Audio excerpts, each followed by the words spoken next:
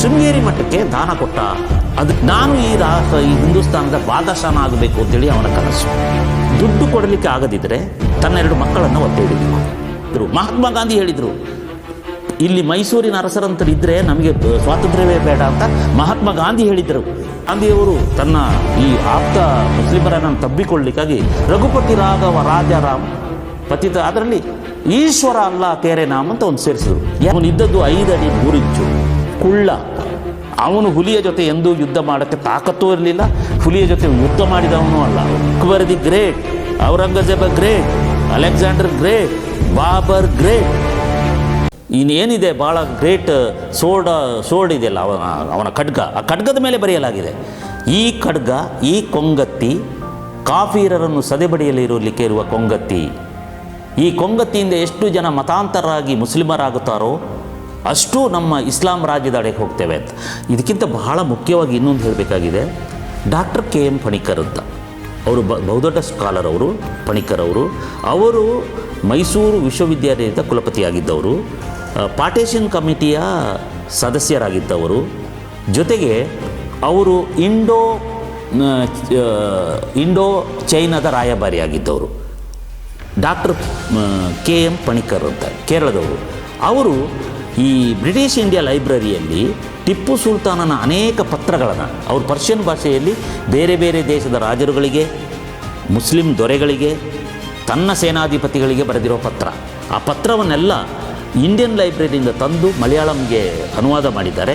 ಆ ಮಲಯಾಳಂಗೆ ಅನುವಾದ ಮಾಡಿದ್ದನ್ನು ನಮ್ಮ ಚಿದಾನಂದ ಮೂರ್ತಿಯವರು ಕನ್ನಡಕ್ಕೆ ತಂದಿದ್ದಾರೆ. ಆ ಪತ್ರಗಳೇ ನನ್ನ ನಾಟಕದ ಆಧಾರಗಳು. ಆ ಪತ್ರಗಳಲ್ಲಿ ಆತನ ಕನಸುಗಳೇನು ಅಂತ ಹೇಳ್ಕೊಂಡಿದ್ದಾನೆ. ಅದೊಂದು ಡ್ರೀಮ್ ಬುಕ್ಸ್ ಅಂತೇಳಿ ಅದನ್ನು ಸಂಗ್ರಹ ಮಾಡಲಾಗಿದೆ. ಟಿಪ್ಪು ಡ್ರೀಮ್ ಬುಕ್ಸ್ ಅಂತೇಳಿ ಅದನ್ನು ಬ್ರಿಟಿಷ್ ಲೈಬ್ರರಿಲಿದೆ. ಆತ ಸತ್ತ ನಂತರ ತಗೊಂಡೋಗಿ ಇಟ್ಟದ್ದು. ಹಾಗಾಗಿ ಆ ಪುಸ್ತಕಗಳನ್ನೆಲ್ಲ, ಆ ಕಡತಗಳನ್ನೆಲ್ಲ ತಂದು ಅದರಲ್ಲಿ ಆ ಪತ್ರಗಳು, ನಾನು ಈ ನಾಟಕದಲ್ಲಿ ಅದನ್ನೆಲ್ಲ ತಂದಿದ್ದೇನೆ, ಒಂದು ದೃಶ್ಯವನ್ನಾಗಿ ತಂದಿದ್ದೇನೆ. ಆತ ಏನು ಹೇಳ್ಕೊಂಡಿದ್ದಾನೆ, ಅನೇಕ ಈಗ ಖಲೀಫರಿಗೆ ಬರೆದ ಪತ್ರ, ಮತ್ತು ಬೇರೆ ಪರ್ಷಿಯನ್, ಮತ್ತು ಇವರಿಗೆ ನೆಪೋಲಿಯನಿಗೆ ಬೇರೆ ಥರ ಪತ್ರ ಬರೆದಿದ್ದ, ಫ್ರೆಂಚರಿಗೆ ಬರೆದಿರೋ ಪತ್ರ, ಅವರಿಗೆಲ್ಲ ಸೈನ್ಯ ಕಳಿಸಿದ್ದು. ವಿಶೇಷವಾಗಿ ಮುಸ್ಲಿಂ ದೊರೆಗಳಿಗೆ ಬರೆದ ಪತ್ರಗಳಲ್ಲಿ, ನೀವು ಭಾರತದ ಮೇಲೆ ದಂಡೆತ್ತಿ ಬನ್ನಿ, ಇಡೀ ಭಾರತವನ್ನು, ಈ ಹಿಂದೂಸ್ತಾನವನ್ನು ಇಸ್ಲಾಂ ರಾಷ್ಟ್ರವನ್ನಾಗಿ ಮಾಡೋಣ, ಇದು ಅವನ ಕನಸು. ನಾನು ಈ ಹಿಂದೂಸ್ತಾನದ ಬಾದಶಾನ ಆಗಬೇಕು ಅಂತೇಳಿ ಅವನ ಕನಸು. ಇದು ಅವನ ನಿಜವಾದ ಕನಸು. ಈ ಕನಸನ್ನು ಬಿಟ್ಟು ಈ ಗಿರೀಶ್ ಕಾರ್ನಾಡು ಸುಮ್ಮನೆ ಅವನು ಹಾಗೆ ದೇವಸ್ಥಾನ ಕಟ್ಟಿದ, ಯಾವುದನ್ನು ಕಟ್ಟಿದ. ಹೌದು, ಇನ್ನೂ ಒಂದಿದೆ, ಅವನು ಶೃಂಗೇರಿ ಮಠಕ್ಕೆ ದಾನ ಕೊಟ್ಟ.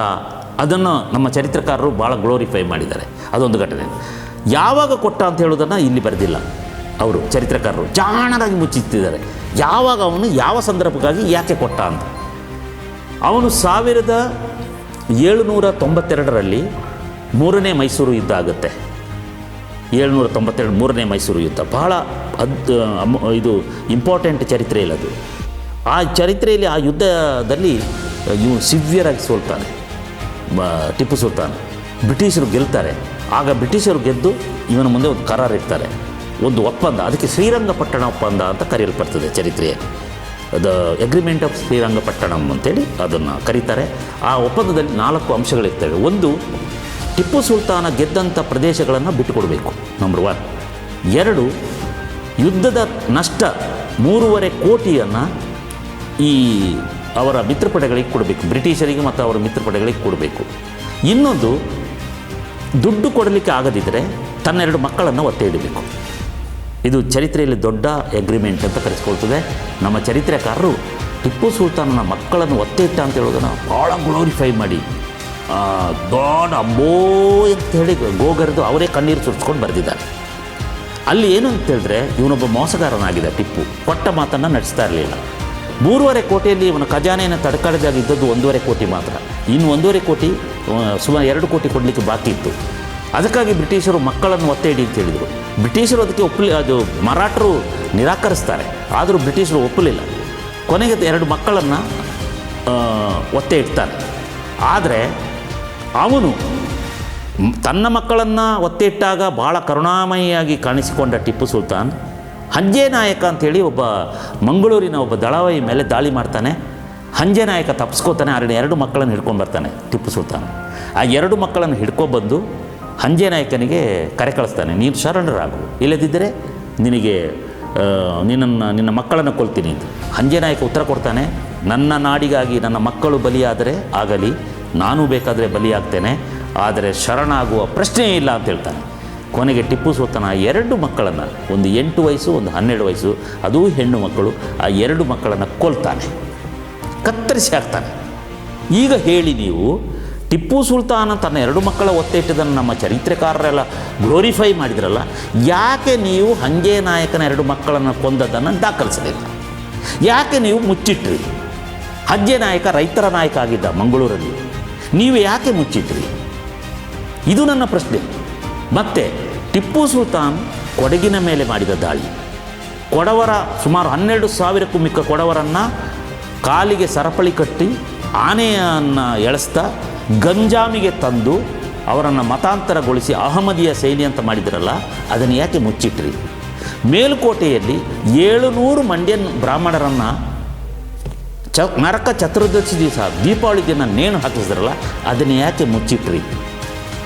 ಅನೇಕ ಟೆಂಪಲ್ಗಳನ್ನು ನಾಶ ಮಾಡಿದ್ರಲ್ಲ, ಅದನ್ನು ಯಾಕೆ ಮುಚ್ಚಿಟ್ರಿ? ಇದನ್ನು ಯಾಕೆ ನೀವು ಮುಚ್ಚಿಟ್ರಿ ಹೇಳಿ? ಆ 10 ವರ್ಷಗಳಲ್ಲಿ ಅವನ ಬಾರ್ಬರಿಕೆ ಏನು ನಡೆಯಿತು, 1782ರಿಂದ 92ರವರೆಗಿನ 10 ವರ್ಷಗಳು, ಅದನ್ನು ಯಾಕೆ ನೀವು ಚರಿತ್ರೆಯಲ್ಲಿ ಕಾಣದಾಗೆ ಮಾಡಿದಿರಿ? ಆತ ಸೋತ ನಂತರ 1792ರಲ್ಲಿ 3ನೇ ಮೈಸೂರು ಯುದ್ಧ ಸೋತು ತನ್ನ ಮಗಳನ್ನು ಅಡ ಇಟ್ಟ ನಂತರ ಅವನಿಗೆ ಬುದ್ಧಿಭ್ರಮಣೆ ಆಯಿತು. ಬುದ್ಧಿಭ್ರಮಣೆ ಅಂದರೆ ನಾನು ಆಗ ಎಲ್ಲರ ಮಾತನ್ನು ಕೇಳಕತ್ತಿದ್ದ. ಈ ಮೂಢನಂಬಿಕೆಗಳ ದೊಡ್ಡ ಅಗರ ಅವನು ಟಿಪ್ಪು ಸುಲ್ತಾನ್. ಹಿಂದೂ ಪಂಡಿತರ ಮಾತನ್ನು ಕೇಳೋಕ್ಕೆ ಶುರು ಮಾಡಿದ, ಮೌಲಿಗಳ ಮಾತನ್ನು ಹೇಳಿದ, ಪೂಜೆ ಯಜ್ಞ ಯಾಗಾದಿ ಮಾಡಿ ದಾನ ದತ್ತಿ ಕೊಡಿ, ಹಿಂದೂಗಳ ನಿಮಗೆ ಶಾಪ ತಟ್ಟಿದೆ ಅಂತ ಹಿಂದೂ ಪಂಡಿತರು ಹೇಳಿದ್ರು. ಆಗ ಶುರು ಮಾಡಿದ ನೋಡಿ ಶೃಂಗೇರಿಗೆ ದಾನ, ನಂಜುಂಡೇಶ್ವರನಿಗೆ ಹಟ್ಟಿನ ಪೂಜೆ, ಅಲ್ಲಿ ಮೇಲುಕೋಟೆಯಲ್ಲಿ ಆರತಿ ಎತ್ತೋದು, ಏನು ಸಲಾಂ ಆರತಿ, ಇದೆಲ್ಲ ಶುರು ಮಾಡಿದ್ದು ಆತ ಸೋತ ನಂತರ. 1799ರಲ್ಲಿ ಆತ ಸಾಯ್ತಾನೆ. ಬ್ರಿಟಿಷರು ಕೊಂದಿಲ್ಲ, ಆತನ ಸೈನಿಕರೇ ಅವನನ್ನು ಕೊಲೆ ಮಾಡ್ತಾರೆ ಅಂತೇಳುವ ಪರಮ ಸತ್ಯವನ್ನು ಕೂಡ ಬಿಸಿ ಬಿಟ್ಟಿದೆ. ಅಂದರೆ ಅವನು 2ನೇ 3ನೇ ಮೈಸೂರು ಯುದ್ಧದಲ್ಲೂ ಸೋತಿದೆ, 4ನೇ ಮೈಸೂರು ಯುದ್ಧದಲ್ಲೂ ಸತ್ತಿದೆ, ಇನ್ನೆಲ್ಲಿ ಗೆದ್ದಿದ್ದು? ಮತ್ತು ಅವನು ಸತ್ತ ನಂತರ ನಮ್ಮ ಪೇಂಟರ್ಸ್ಗಳು, ನಮ್ಮ ಅದ್ಭುತ ಕಲಾವಿದರು ಒಂದು ಚಿತ್ರವನ್ನು, ಸೈಡ್ ಫೋಜಿನ ಚಿತ್ರಗಳನ್ನು ಬಿಡಿಸ್ತಾರೆ ಟಿಪ್ಪು ಸುಲ್ತಾನ್ ಎಲ್ಲ.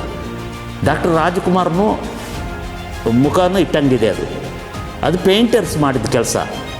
ಅವನಿದ್ದದ್ದು 5 ಅಡಿ 3 ಇಂಚು ಕುಳ್ಳ, ಮತ್ತು ಅವನಿದ್ದದ್ದು ಅವನು ಬ್ಲ್ಯಾಕ್. ಅಂಥ ಟಿಪ್ಪು ಸುಲ್ತಾನನ್ನು ತಗೊಂಡೋಗಿ ರಾಜ್ಕುಮಾರ್ ಥರ ಪೇಂಟ್ ಮಾಡಿ, ಮತ್ತು ಒಂದು ಹುಲಿ ಚಿತ್ರವನ್ನು ಬಿಡಿಸಿ ಅದರ ಬಾಯಿಗೆ ಹೀಗೆ ಹುಲಿಯ ಜೊತೆಯಲ್ಲಿ ಅವನು ಬೋನಲ್ಲಿ ಹಾಕಿದ್ದು ಹುಲಿನ, ನಾವು ಮೈಸೂರು ಮೃಗದಲ್ಲಿ ಇಟ್ಟಿಲ್ವ ಆ ಥರ ಬೋನಲ್ಲಿಟ್ಟು ಅದಕ್ಕೆ ಅವನು ದನದ ಮಾಂಸ ತಿನ್ನಿಸ್ತಾ ಇದ್ದಿದ್ದು. ಅವನು ಹುಲಿಯ ಜೊತೆ ಎಂದೂ ಯುದ್ಧ ಮಾಡೋಕ್ಕೆ ತಾಕತ್ತೂ ಇರಲಿಲ್ಲ, ಹುಲಿಯ ಜೊತೆ ಯುದ್ಧ ಮಾಡಿದವನು ಅಲ್ಲ ಅವನೇನು ಹೊಯ್ಸಳನಲ್ಲ ಅವನು.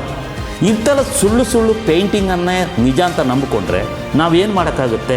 ಇದನ್ನೇ ಅವರು ನಂಬಿಸಿ ನಮಗೆ ಮೋಸ ಮಾಡಿದರೆ ನಾವೇನು ಮಾಡೋಕ್ಕಾಗುತ್ತೆ? ಚರಿತ್ರೆಕಾರರು, ಕೆಲವು ಪಟಭದ್ರ ಹಿತಾಸಕ್ತಿಗಳು ನಮ್ಮ ಭಾರತ ದೇಶಕ್ಕೆ ಸ್ವಾತಂತ್ರ್ಯ ಬಂದ ಮೇಲೆ ಇದನ್ನೇ ಮಾಡಿರೋದು ನಮ್ಮ ಚರಿತ್ರೆಗಾರರು.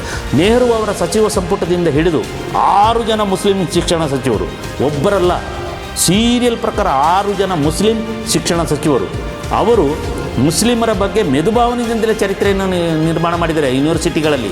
Akbar the great, Aurangzeb great, Alexander great, Babur great, Khilji great, Ghori great. ಮೊನ್ನೆವರೆಗೆ ನೋಡಿ ಈ ಶನಿ ಸಂತಾನಗಳು, ಅಫ್ಜಲ್ ಗುರು ಕೂಡ ಗ್ರೇಟ್ ಅಂತೇಳಿ ಅವನ ಯೂನಿವರ್ಸಿಟಿ JNUಯಲ್ಲಿ ಬರ್ತ್ಡೇ ಮಾಡಿದ್ದಾರೆ. ಇದನ್ನು ಸಹಿಸ್ಕೊಳ್ಬೇಕಾ ಇಂಥ ಸುಳ್ಳುಗಳನ್ನು?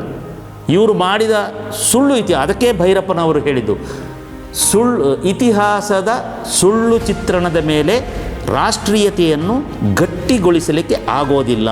ಇದು ಭೈರಪ್ಪನವರು ಹೇಳಿದ್ದು. ಐ ರಿಪೀಟ್, ಇತಿಹಾಸದ ಸುಳ್ಳು ಚಿತ್ರಣದ ಮೇಲೆ ರಾಷ್ಟ್ರೀಯತೆಯನ್ನು ಗಟ್ಟಿಗೊಳಿಸಲಿಕ್ಕೆ ಆಗೋದಿಲ್ಲ ಅಂತ ಭೈರಪ್ಪನವರು ಈ ಚರಿತ್ರೆಗಳ ನಿರ್ಮಾಣ ಮಾಡುವ ಕಮಿಟಿಯಲ್ಲಿದ್ದರು.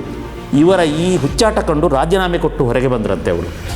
ನೀವು ಈ ಥರ ಸುಳ್ಳು ಚರಿತ್ರೆ ಬರೆಯುವುದಾದರೆ ಈ ಕಮಿಟಿಯಲ್ಲಿ ನಾನು ಇರಲಾರೆ ಅಂತ. ಇದನ್ನೇ ಅರುಣ್ ಶೌರಿಯವರು ದಿ ಗ್ರೇಟ್ ಹಿಸ್ಟಾರಿಯನ್ಸ್ ಅಂತೇಳಿ ಒಂದು ಪುಸ್ತಕವನ್ನು ಕೂಡ ಬರೆದಿದ್ದಾರೆ. ಅದನ್ನು ಕೂಡ ನಾನು ನನ್ನ ಅಧ್ಯಯನಕ್ಕೆ ಒಳಪಡಿಸಿದ್ದೇನೆ, ನಾನು ಓದಿದ್ದೇನೆ ಅದನ್ನು. ಎಷ್ಟು ಮೋಸ ಮಾಡಿದ್ದಾರೆ, ಎಷ್ಟು ಚರಿತ್ರೆಗಳಲ್ಲಿ ಸುಳ್ಳನ್ನು ಸೇರಿಸಿದ್ದಾರೆ ಅಂತ. ಇದು ನಮ್ಮ ದೇಶಕ್ಕೆ ಇವತ್ತಿಗೂ ಕೂಡ ನೀವು ಧೈರ್ಯವಾಗಿ ನೂಪುರ್ ಶರ್ಮಾ ಕೇಸ್ ಇರ್ಬೋದು, ಎಲ್ಲಿ ಧೈರ್ಯವಾಗಿ ಮಾತಾಡೋಕ್ಕಾಗುತ್ತೆ ನಮಗೆ? ನಾಳೆ ನನ್ನ ತಲೆ ಇರ್ತದ? ಏನಾದರೂ ಮಾತಾಡಿದರೆ ಕತ್ತರಿಸಿ ಹಾಕ್ತಾರೆ. ಕತ್ತರಿಸೋದು ಸಂಸ್ಕೃತಿ ಇಲ್ಲಿ. ನಮ್ಮ ರಾಮನ ಬಗ್ಗೆ, ನಮ್ಮ ಕೃಷ್ಣನ ಬಗ್ಗೆ, ನಮ್ಮ ಸಂಸ್ಕೃತಿಯ ಬಗ್ಗೆ, ನಮ್ಮ ಪರಂಪರೆಯ ಬಗ್ಗೆ ಏನು ಬೇಕಾದರೂ ಯಾರು ಬೇಕಾದರೂ ಮಾತಾಡ್ಬೋದು, ಬೆತ್ತಲೆ ಮಾಡ್ಬೋದು, ಅಸಹ್ಯವಾಗಿ ಬರಿಬೋದು, ನಮಗೇನೂ ಆಗಲ್ಲ. ಆದರೆ ಹೇಳಿ ನೋಡಿ ನೋಡೋಣ ತಾಕತ್ತಿರೋರು. ಅದು ಯಾಕೆ ಇಸ್ಲಾಂ ಧರ್ಮದ್ದು ನಾವು ವಿಮರ್ಶೆ ಮಾಡಬಾರ್ದು? ಅದ್ಯಾಕೆ ನಾವು ಕುರಾನ್ನ ವಿಮರ್ಶೆ ಮಾಡಬಾರ್ದು? ಬೈಯೋದಲ್ಲ, ವಿಮರ್ಶೆನ ಹೇಳ್ತಾ ಇರೋದು. ಭಗವದ್ಗೀತೆನ ವಿಮರ್ಶೆ ಮಾಡೋದಿಲ್ವಾ? ಶ್ರೀರಾಮನ ಬಗ್ಗೆ ವಿಮರ್ಶೆ ಮಾಡೋದಿಲ್ವಾ? ದುರ್ಯೋಧನನ ಬಗ್ಗೆ ಒಳ್ಳೆಯವನು ಕೆಟ್ಟವನು ಅಂತ ಎಷ್ಟೋ ನಾಟಕಗಳು ಬಂದಿಲ್ವಾ? ಎಷ್ಟೋ ಕಥೆಗಳು ಬಂದಿಲ್ವಾ? ರಾವಣನ ಬಗ್ಗೆ ಒಳ್ಳೆಯವನು ಕೆಟ್ಟವನು ಅಂತ ಎಷ್ಟೋ ಬಂದಿಲ್ವಾ? ಅದು ಹೇಗೆ ಬರಬಾರ್ದು? ಅದು ಹೇಗೆ ಅವ್ರ ದೇವರನ್ನ ಯಾರು ಮಾತಾಡಿಸಲೇಬಾರ್ದು, ತಲೆ ಕತ್ತರಿಸ್ಬಿಡ್ತಾರಂತೆ? ಯಾಕೆ ಇದು ಇಂಥ ಪರಿಸ್ಥಿತಿ ನಮ್ಮ ಈ ಸೆಕ್ಯುಲರ್ ರಾಷ್ಟ್ರದಲ್ಲಿ? ಆಗ ಸೆಕ್ಯುಲರ್ವಾದಿಗಳಿಗೆ ಹೇಳ್ತೇನೆ, ಮಹಾನ್ ಬುದ್ಧಿಜೀವಿಗಳೇ, ಮಹಾನ್ ಪ್ರಗತಿಪರರೇ, ಮಹಾನ್ ಇಂಟೆಲೆಕ್ಚುವಲ್ಗಳು ಒಂದು 60 ಜನ ಇದ್ದಾರೆ ನಮ್ಮ ಕರ್ನಾಟಕದಲ್ಲಿ. ಒಂದಿಷ್ಟು ಲಿಸ್ಟ್ ಮಾಡಿ ಕಳಿಸ್ಬಿಡ್ತಾರೆ. ಈಗ ಮೊನ್ನೆಯಿಂದ ಶುರು ಮಾಡಿದ್ದಾರೆ ಅದು. ಒಂದಿಷ್ಟು ಜನ, ಒಂದು 60 ಜನ. ಅವ್ರು ಬಿಟ್ಟರೆ ಯಾರು ಬುದ್ಧಿ? ಈಗ ದೇವನೂರು ಮಹಾದೇವ ದೊಡ್ಡ ಸಾಹಿತಿ, 30 ವರ್ಷದಿಂದ ಏನೂ ಬರೆದಿಲ್ಲ, ಏನೂ ಬರೆದಿಲ್ಲ. ಆಗ ಬರೆದದ್ದು ಇವರೆಲ್ಲ ಒಂದು ಯಾವಾಗ ಬರೆದದ್ದು, ಅಲ್ಲಿದ್ದು ಬರೆದಿಲ್ಲ. ಇವರೆಲ್ಲ ಈಗ ಹಿಡ್ಕೊಂಡು ಸರ್ಕಾರವನ್ನು ಅಳ್ಳಾಡಿಸೋದು ಇವರು. ನಾನು ಒಂದು ಹೇಳ್ತೇನೆ, ಈ ಟಿಪ್ಪು ಸುಲ್ತಾನ್ ಮತ್ತು ಹೈದರಾಲಿ ಖಾನ 40 ವರ್ಷಗಳನ್ನು ರಾಜ್ಯಭಾರ ಮಾಡಿದ್ದಾರೆ ಅಲ್ವಾ? 40. ಈ 40 ವರ್ಷಗಳಲ್ಲಿ ಸಾಹಿತ್ಯ ಇತ್ತ, ಕಲೆ ಇತ್ತ, ಸಂಸ್ಕೃತಿ ಇತ್ತ, ಏನಾದರೂ ಒಂದು ಚಿತ್ರಕಲೆ ಇತ್ತ, ಅಥವಾ ಯಾವುದಾದ್ರೂ ಸಂಗೀತ ಸಭೆಗಳು ನಡೀತಾ ಇದ್ವಾ? ಯಾವುದಾದ್ರೂ ಪಂಡಿತರನ್ನು ಕರೆದ ಉದಾಹರಣೆ ಇದೆಯಾ? ಈಗ ಅಕ್ಬರ ಕಾಲದಲ್ಲಿ ಬೀರಬಲ್ ಅಂತಿದ್ದ ಅಂತ ಹೇಳ್ತಾರಲ್ಲ, ಈ ಅಪ್ಪ ಮಗನ ಕಾಲದಲ್ಲಿ ಏನಾದರೂ ಇತ್ತಾ? ಹಾಗಾದರೆ ನಿಮಗೆ ನಾಚಿಕೆ ಆಗೋದಿಲ್ವಾ ಈ ನಮ್ಮ ಬುದ್ಧಿಜೀವಿಗಳು ಅಂದ್ಕೊಂಡುಕೊಂಡ್ರಿ? ನೀವೇಕೆ ಇವನ ಬಗ್ಗೆ ಜೈ ಜೈ ಅಂತ ಹೇಳ್ತೀರಿ? ನೀವು ಒಂದು ದಿನ ಆದರೂ ನಮ್ಮ ಮೈಸೂರು ಅರಸರ ಬಗ್ಗೆ ಯೋಚನೆ ಮಾಡಿದ್ದೀರಾ? ಕೃಷ್ಣರಾಜೇಂದ್ರ ಒಡೆಯರು ಮಾಡಿದ ಒಂದು ತೃಣ ಕೆಲಸವನ್ನು ಇವರು ಮಾಡಿದ್ದಾರಾ? ಕೃಷ್ಣರಾಜೇಂದ್ರ ಒಡೆಯರು ಕನ್ನಂಬಾಡಿ ಕಟ್ಟೆಯಿಂದ ಹಿಡಿದು ಹೆಣ್ಣು ಮಕ್ಕಳಿಗೆ ಮಹಾರಾಣಿ ಕಾಲೇಜು, ಗಂಡು ಮಕ್ಕಳಿಗೆ ಮಹಾರಾಜ ಕಾಲೇಜು, ವಿಸ್ತೀರ್ಣವಾದ ರಸ್ತೆಗಳು, ವಿಸ್ತೀರ್ಣವಾದ ವೃತ್ತಗಳು, ಎಂಥ ದೂರದೃಷ್ಟಿ! ಯಾವ ಕಾಲದಲ್ಲಿಂದ ಮಾಡಿದ್ದು? ಉಕ್ಕಿನ ಕಾರ್ಖಾನೆ, ಬೆಂಗಳೂರಿಗೆ ಕರೆಂಟ್ ತಂದದ್ದು, ರೇಷ್ಮೆ ಕಾರ್ಖಾನೆ, ಗಂಧದ ಕಾರ್ಖಾನೆ, ಹಿಯರ್ ಆ್ಯಂಡ್ ಸ್ಪೀಚ್ ಅದು ಅವರು ತಂದದ್ದು. ಎಷ್ಟು ಟೆಕ್ನಾಲಜಿಗಳನ್ನು ಇಲ್ಲಿ ಮೈಸೂರಲ್ಲಿ ಇಂಟ್ರೊಡ್ಯೂಸ್ ಮಾಡಿದರು. ಇವತ್ತೇನಾದರೂ ಮೈಸೂರಿನಲ್ಲಿ ಸಾಹಿತ್ಯ, ಸಂಸ್ಕೃತಿ, ಯಕ್ಷಗಾನ ಮಂಡಳಿ ಇತ್ತಂತೆ, ನಾಟಕ ಕಂಪನಿ ಇತ್ತಂತೆ, ಹಿಂದೂಸ್ತಾನಿ ಸಂಗೀತಕ್ಕೆ ಅಗ್ರಸ್ಥಾನ ಕೊಟ್ಟಿದ್ದರು, ಕರ್ನಾಟಕ ಸಂಗೀತಕ್ಕೆ ಅಗ್ರಸ್ಥಾನ ಕೊಟ್ಟಿದ್ದರು. ಎಷ್ಟು ದೊಡ್ಡ ಸಾಹಿತಿಗಳಿಗೆ ಅವರು ಇಲ್ಲಿ ಆಶ್ರಯವನ್ನು ಕೊಟ್ಟರು. ಎಂಥ ಅದ್ಭುತವಾದ ರಾಜ್ಯವನ್ನು ಆಳಿದರು. ಮಹಾತ್ಮ ಗಾಂಧಿ ಹೇಳಿದರು, ಇಲ್ಲಿ ಮೈಸೂರಿನ ಅರಸರಂತರಿದ್ದರೆ ನಮಗೆ ಸ್ವಾತಂತ್ರ್ಯವೇ ಬೇಡ ಅಂತ ಮಹಾತ್ಮ ಗಾಂಧಿ ಹೇಳಿದರು. ಅಂಥವ್ರ ಬಗ್ಗೆ ನಮ್ಮ ಬುದ್ಧಿಜೀವಿಗಳೇ ನೀವು ಟಿಪ್ಪುವನ್ನು ಇಟ್ಕೊಂಡು ತಲೆ ಮೇಲೆ ಇಟ್ಕೊಂಡು ಮೆರೆಸ್ತೀರಲ್ಲ, ನಾಚಿಕೆ ಆಗೋದಿಲ್ಲ ನಿಮಗೆ? ಒಂದು ದಿನ ಆದರೂ ಮೈಸೂರು ಅರಸರನ್ನು ನೆನಪು ಮಾಡಿದ್ದೀರಾ ನೀವು? ಇಷ್ಟೆಲ್ಲ ನಿಮ್ಮನ್ನು ಪೋಷಿಸಿದವ್ರನ್ನ. ಇಲ್ಲಿ 40 ವರ್ಷಗಳವರೆಗೆ ಯಾವ ಸಾಹಿತ್ಯ ಇರಲಿಲ್ಲ, ಯಾವ ಸಂಗೀತ ಇಲ್ಲ, ಯಾವ ಇದು ಇರಲಿಲ್ಲ. ನೀವ್ಯಾಕೆ ಟಿಪ್ಪು ಟಿಪ್ಪು ಟಿಪ್ಪು ಅಂತ ಮೆರಿತೀರಿ? ಡೋಂಗಿಗಳು ನೀವು ಅಂತ ನಮಗೆ ಗೊತ್ತಿದೆ. ನೀವು ಬುದ್ಧಿಜೀವಿಗಳಿದ್ದೀರಲ್ಲ, ಕೆಲವರು ಪಟಭದ್ರ ಬುದ್ಧಿಜೀವಿಗಳು, ಕಾಂಗ್ರೆಸ್ಸಿನ ಪಾಂಪ್ಲೆಟ್ ಹಂಚುವ ಬುದ್ಧಿಜೀವಿಗಳಿದ್ದಾರಲ್ಲ, ನೀವು ಯಾರಿಗೆ ಗೊತ್ತಾಗಲ್ಲ ಅಂತ ತಿಳ್ಕೊಂಡಿದ್ದೀರಾ? ನಿಮ್ಮ ಆಟ ಗಂಜಿ ಕೇಂದ್ರದಲ್ಲಿ ಇದ್ದವರು ನೀವೆಲ್ಲ. ಅದಕ್ಕಾಗಿ ನೀವು ಟಿಪ್ಪು ಸುಲ್ತಾನ ಮೆರೆಸ್ತಾ ಇದ್ದಾರೆ. ಇವರೇ ಮೆರೆಸಿರೋದು ಈ ಬಸಲಿಂಗಯ್ಯ ಅಂತ ಹೇಳುವವರು. ರಂಗಾಯಣದ ನಿರ್ದೇಶಕರಾಗಿದ್ದರು, ಮಹಾನ್ ಪ್ರಗತಿಪರ ಅಂತ ಫೋಸ್ ಕೊಡುವವರು. ಹೇಳಿ ಬಸಲಿಂಗಯ್ಯನವರೇ, ನೀವು ಟಿಪ್ಪು ಸುಲ್ತಾನ್ನ ಕಾಲದಲ್ಲಿ ಯಾವುದಾದ್ರೂ ಸಂಗೀತ, ಸಾಹಿತ್ಯ, ಕಲೆ ಇತ್ತಾ? ಅಥವಾ ನಿಮಗೆ ಏನಾದರೂ ಆಶ್ರಯ ಕೊಟ್ಟುಬಿಟ್ಟಿದ್ದೀರಾ? ಅಥವಾ ನಿಮ್ಮ ಅಜ್ಜನಿಗೋ ಅಪ್ಪನಿಗೋ? ಅದಕ್ಕಾಗಿ ನೀವು ಆ ಋಣವನ್ನು ತೀರಿಸಿದ್ದ ಅಲ್ಲರಿ. ನೀವು ಹೋಗಿ ಶ್ರೀರಂಗಪಟ್ಟಣದಲ್ಲಿ ಯಾಕ್ರಿ ನಾಟಕ ಮಾಡೋಕ್ಕೆ ಹೋಗಿದ್ದು? ಇಲ್ಲಿ ಭೂಮಿಗೀತ ಮತ್ತೆ ಮಾಡಿದ್ರಿ. ನೀವು ಮೊದಲು ಶೋ ಮಾಡಿದ ಇಲ್ಲಿ ನೀವು ಶ್ರೀರಂಗಪಟ್ಟಣದಲ್ಲಿ. ಅಲ್ಲಿ ಯಾರನ್ನ ಒಲೈಸಲಿಕ್ಕೆ, ಯಾರನ್ನ ಮೆಚ್ಚಿಸಲಿಕ್ಕೆ? ಅವ್ರೇನಾದರೂ ಬಂದ್ರ ನೋಡಿ? ನಮ್ಮ ಇತಿಹಾಸ ಏನು ಹೇಳ್ತೇವೆ, ಒಂದೇ ಮಾತ್ರಮನ್ನು ದುರ್ಗಾ ಸರಸ್ವತಿ ಭಾಗವನ್ನು ಕಟ್ ಮಾಡಿದ್ವಿ. ಯಾಕೆ ಕಟ್ ಮಾಡಿದ್ವಿ ಅಂದರೆ ಪಾಪ ಮುಸ್ಲಿಮರು ಕೂಡ ಹಾಡಲಿ ಅಂತ, ಅವರ ಕುರಾನಿಗೆ ನೋವಾಗುತ್ತೆ ಅಂತೇಳಿ ಅದನ್ನೆಲ್ಲ ಕಟ್ ಮಾಡಿದ್ವಿ. ಹಾಡಿದ್ರ ಅವರು? ಹಾಡಿದ್ರ? ಒಂದೇ ಮಾತ್ರ ಈಗಲೂ ಹಾಡ್ತಾ ಇದ್ದಾರಾ? ಯಾರು ಹಾಡ್ತಾ ಇರೋದು? ನಾವೇ ಹಿಂದೂಗಳು ಹಾಡ್ತಾ ಇರೋದು. ಅವರು ಒಮ್ಮೆ ಆದರೂ ಒಂದೇ ಮಾತ್ರ ಗೀತೆ ಹಾಡಿದರೆ, ಈ ಸ್ವಾತಂತ್ರ್ಯದ ಉತ್ಸವದಲ್ಲಾದರೂ ಹಾಡಿದ್ದಾರಾ? ಹೋಗಲಿ. ಈ ಸ್ವಾತಂತ್ರ್ಯದ 75ನೇ ಉತ್ಸವದಲ್ಲಾದರೂ ಹಾಡಿದ್ದಾರಾ? ಅದು ಹೋಗಲಿ. ಮಹಾತ್ಮ ಗಾಂಧಿಯವರು ತನ್ನ ಈ ಆಪ್ತ ಮುಸ್ಲಿಮರನ್ನು ತಬ್ಬಿಕೊಳ್ಳಲಿಕ್ಕಾಗಿ ರಘುಪತಿ ರಾಘವ ರಾಜಾರಾಮ್ ಪತಿತ ಅದರಲ್ಲಿ ಈಶ್ವರ ಅಲ್ಲ ತೇರೆ ನಾಮ್ ಅಂತ ಒಂದು ಸೇರಿಸಿದ್ರು. ಯಾಕೆ? ಮುಸ್ಲಿಮರು ಹಾಡಲಿ ಅಂತ. ಹಾಡಿದ್ರಾ? ರಘುಪತಿ ರಾಘವ ರಾಜಾರಾಮ ಅವರು ಅದು ಹನುಮಂತ ಹಾಡಿದ ಹಾಡು. ಅದು ಯಾವುದು ಫಿಲ್ಮಲ್ಲಿ ರಾಮನನ್ನು ಜಾನಕಿ ರಾಮ ಅಂತಿದ್ದದನ್ನು ಈಶ್ವರ ಅಲ್ಲ ತೇರೆ ನಾಮ್ ಅಂತ ಮಾಡಿದಿರಿ ನೀವು. ಆಯಿತು, ಮಾಡಿದಿರಿ. ಅವ್ರು ಹಾಡಿದ್ರ? ಯಾಕೆ ಬೇಕಿದ್ದು ಈ ಓಲೈಕೆ? ಖಿಲಾಫತ್ ಚಳವಳಿ, ಸ್ವಾತಂತ್ರ್ಯ ಸಂಗ್ರಾಮದಲ್ಲಿ ಇವತ್ತು ಸ್ವಾತಂತ್ರ್ಯದ 75 ಇಯರ್ಸ್ ಆದ್ದರಿಂದ ಇದನ್ನು ಹೇಳ್ತಾ ಇದ್ದೀನಿ. ಖಿಲಾಫತ್ ಚಳವಳಿ ಆಯಿತು. ಖಿಲಾಫತ್ ಚಳವಳಿ ಅಂದ್ರೇನು? ಸ್ವಾತಂತ್ರ್ಯ ಹೋರಾಟನ?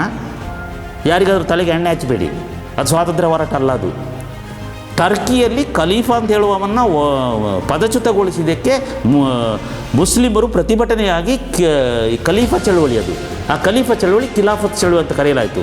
ಮಹಾತ್ಮ ಗಾಂಧಿಯವರು ಜಾಣತನದಿಂದ ಇದು ಬ್ರಿಟಿಷರ ವಿರುದ್ಧದ ಚಳವಳಿ ಅಂತ ತೆರೆದ. ಅದಕ್ಕೆ ಒಂದು ಐಕಾನ್ ಬೇಕಾಗಿತ್ತು. ಅದಕ್ಕೆ ಟಿಪ್ಪು ಸುಲ್ತಾನನ ಹೆಸರನ್ನು ಮುನ್ನೆಲೆಗೆ ತಂದರು.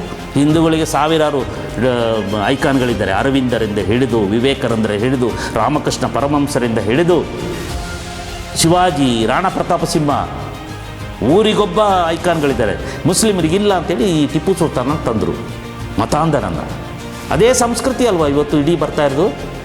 DJ ಹಳ್ಳಿ, ಆಜೆ ಹಳ್ಳಿಯಲ್ಲಿ ಪೊಲೀಸ್ ಸ್ಟೇಷನ್ಗೆ ಬೆಂಕಿ ಕೊಡೋದು, ತಲೆಯನ್ನೇ ಕತ್ತರಿಸೋದು ರಾಜಸ್ಥಾನದಲ್ಲಿ. ಇಲ್ಲಿ ಯಾವುದೋ ಹಿಂದೂ ಹುಡುಗನನ್ನು ನಮ್ಮ ಧರ್ಮದ ವಿರುದ್ಧ ವಾಟ್ಸಪ್ ಹಾಕಿದ ಅಂತ ಕೊಲ್ಲೋದು. ಇದೇ ಸಂಸ್ಕೃತಿ ಅಲ್ವಾ? ನೀವು ಅಲ್ಲನ ವಿರುದ್ಧ ಮಾತಾಡಿದರೆ ಕಲೆನೇ ತೆಗೆದು ಬಿಡ್ತೀರಿ. ಈಗ ನಾನು ಹೇಳಿದ್ರೆ ನನ್ನ ತಲೆಯನ್ನು ಬೇಕಾದ್ರೆ ತೆಗೆದು ಬಿಡ್ತೀರಿ ನೀವು. ಭಯದ ವಾತಾವರಣ ನಿಮ್ಮದು. ಇದೇ ತಾಲಿಬಾನ? ಯಾರಿಗೆ ಬಂತು ಸ್ವಾತಂತ್ರ್ಯ ಇದು? ಹೀಗಾದರೆ ಇದರ ವಿರುದ್ಧ ಉತ್ತರ ಕೊಡಲಿಕ್ಕೆ ನಾನು ಈ ನಾಟಕ ಮಾಡ್ತಾ ಇದ್ದೇನೆ. ಟಿಪ್ಪು ಸುಲ್ತಾನ ಏನು ಮಾಡಿದ?